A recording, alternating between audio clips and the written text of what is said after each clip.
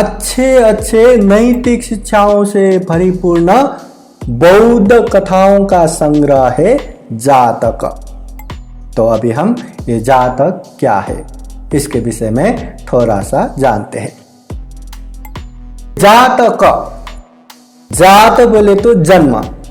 तथागत बुद्ध ने 4 आर्य सत्य में सबसे पहला सत्य दुख सत्य, और दुख सत्य में पहला दुख ही बताया जाति भी दुखा, जन्म होना ही दुख है।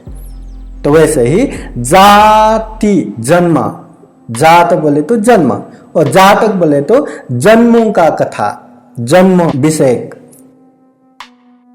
तथागत बुद्ध जो सिद्धार्थ गौतम बुद्ध है, उन्होंने जब पारमिता पूर्ण करते समय जो बोधिसत्व अवस्था था, वो बोधिसत्व अवस्थाओं में जो जन्म लेके पारमिता पूर्ण किया, ऐसे घटनाओं का, ऐसे जीवनी का संग्रह है जातक।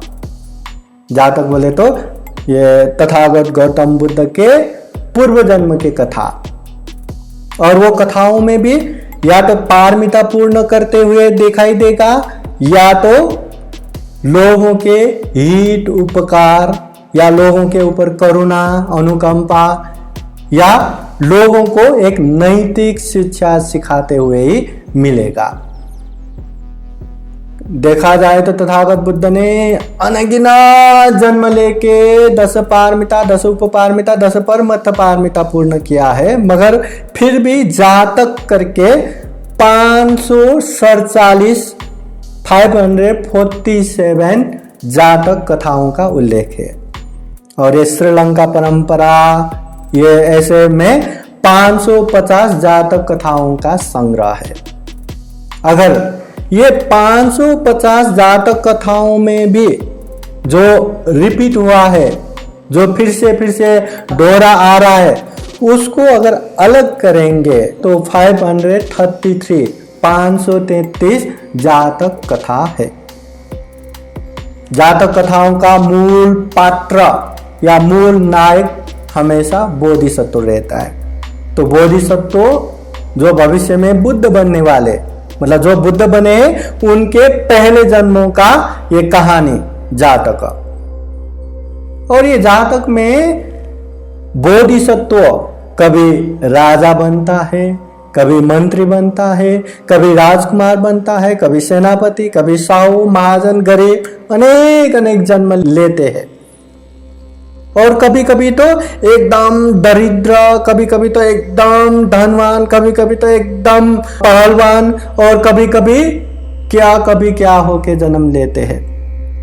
कभी जानवर होके जन्म लेते हैं, बाघ, शेर, हाथी, बंदर, अनेक होके, और कभी पंछी होके जन्म लेते हैं, कभी तोते, कभी क्या करके, कभी पंछी होके, कभी जानवर होके, कभी राजा महाराजा होके, कभी दरिद्र होके, अनेक होके जन्म लेते हैं। और उनकी कहानी ये जातक है।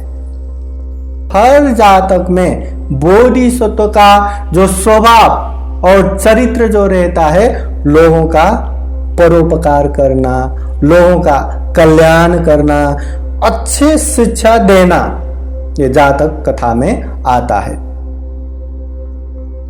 अब ये जातक देखा जाए तो बुद्धवाणी संग्रहित किया हुआ जो मूल ग्रंथ है त्रिपिटक। त्रिपिटक में सुत्त पिटक, विनय पिटक, अभिधम्म पिटक। सुत्त पिटक में 5 ग्रंथ आता है, दीघ निकाय, मध्यम निकाय, संयुक्त निकाय, अंगुत्तर निकाय, खुदक निकाय। खुदक निकाय में भी परंपरागत रूप से 15 ग्रंथ, और ये छत्त संगायना के हिसाब से 18 ग्रंथ आता है। वो 18 ग्रंथ में ये धम्मपद, ये जो खुदक पाठ, ऐसे जो आता है, उसमें से एक ग्रंथ है जातक। और ये जातक में तथागत बुद्ध का मूल जो गाथा है, वो गाथा इसमें संग्रह हुआ है। और जो जातक अर्थ कथा, जो अर्थ कथा ग्रंथ है, जातक के अर्थ कथा में ये गाथा तथागत बुद्ध ने कहाँ किसके लिए और किस वजह से उपदेश दिया, वो कहानी आता है जिसे जातक कथा कहते हैं। जो मूल पाली त्रिपिटक के जातक में केवल गाथा आता है और जातक अर्थ कथा में 5 तरह से आता है। सबसे पहले वर्तमान कथा, वहां कुछ घटना घटा, फिर उसके बाद अतीत कथा। तथागत बुद्ध कहते ऐसे ही ये पहले भी था या ऐसे पहले भी हुआ था, वो अतीत का जो कहानी होता है। फिर गाथा, तथागत बुद्ध का जो गाथा, जातक का वो गाथा आता है।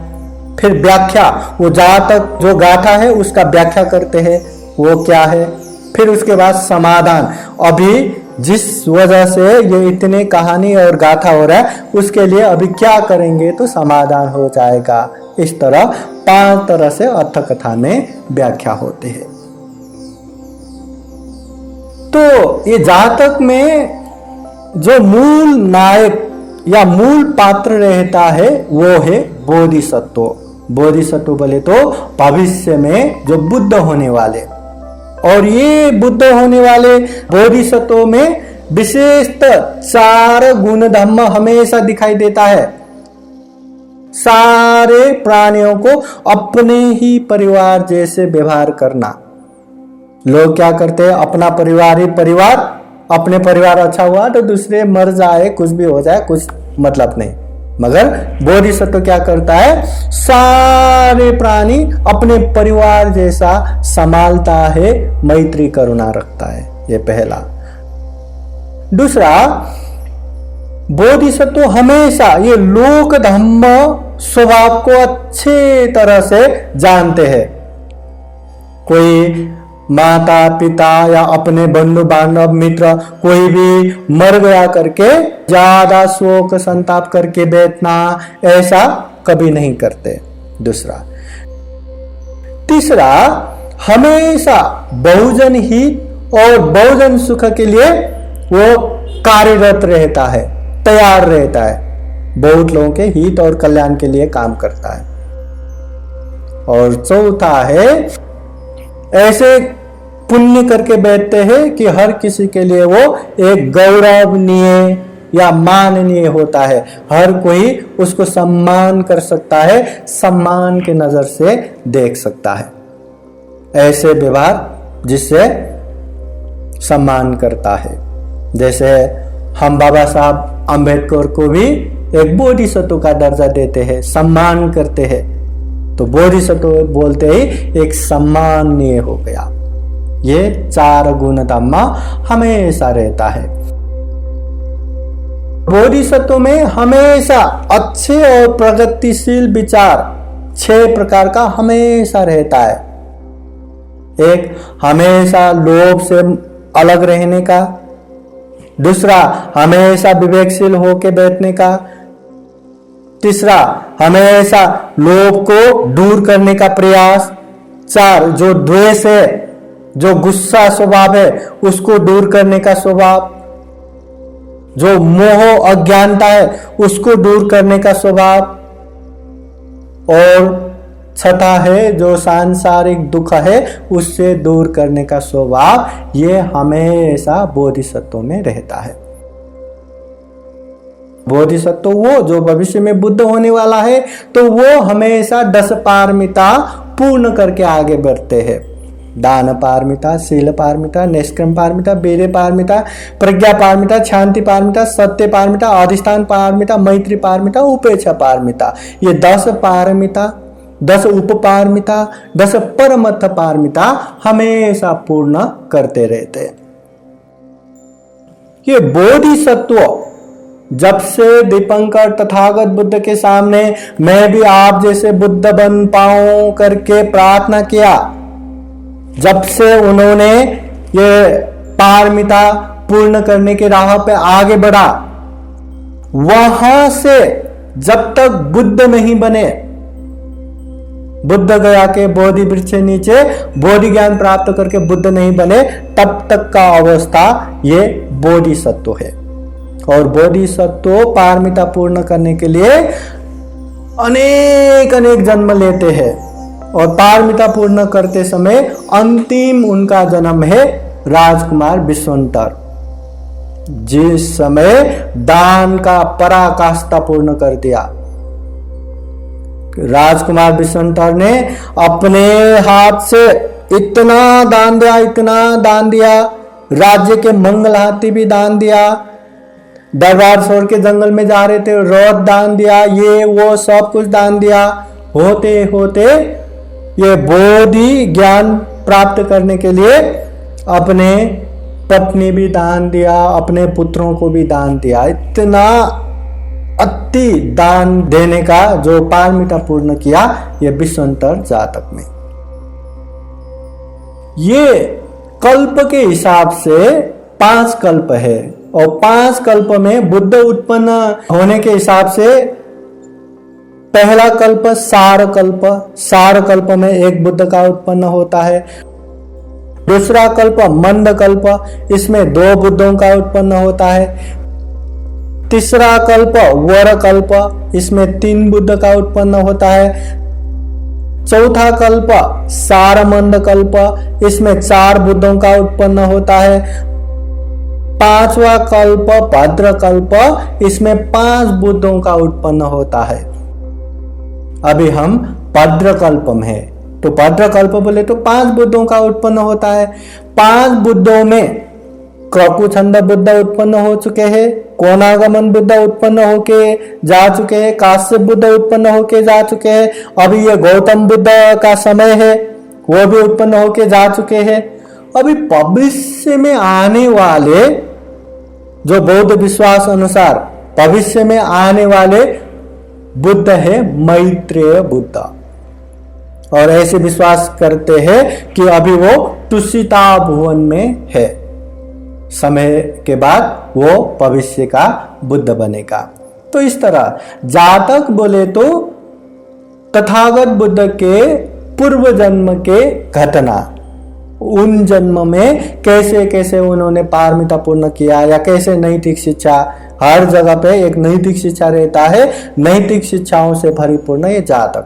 और ये जातक में पशु भी बोलती है, पंछियां भी बोलते हैं, हर तरह का नैतिक शिक्षा इसका मूल टारगेट ये जातक में है। तो ऐसे ही ढेर सारे जातक कथाएं पाली साहित्य में उपलब्ध है। त्रिपिटक के, शुद्ध पिटक के, खुदक निकाय अंतर्गत जातक है, वो जातक ग्रंथ में पाली गाथाएं आता है। और जातक अर्थ कथा में वो पाली गाथा तथागत बुद्ध ने किसकी वजह से, किस कारण उपदेश दिया और पहले ऐसा हुआ करके वो समझाया हुआ।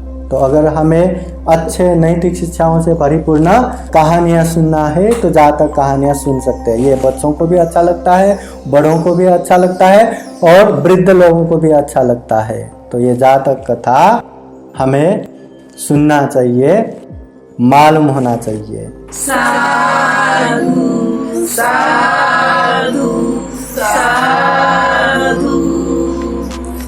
बुद्धं नमामि, बुद्ध को नमन करता हूँ। धम्मं नमामि, धम्म को नमन करता हूँ। संघं नमामि, संघ को नमन करता हूँ।